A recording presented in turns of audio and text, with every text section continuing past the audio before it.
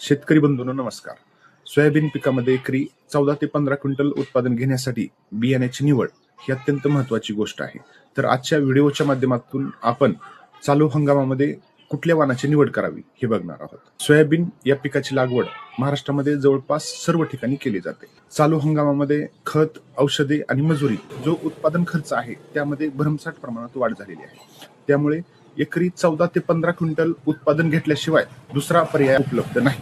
आपली जमीन जर का काळी कसदार, मध्यम ते भारी प्रकारात मोडणारी असेल तर त्या ठिकाणी आपण KDS 992, फुले दुर्वा किंवा KDS 753 या दोन्हीपैकी एका वाणाची आपण निवड करावी.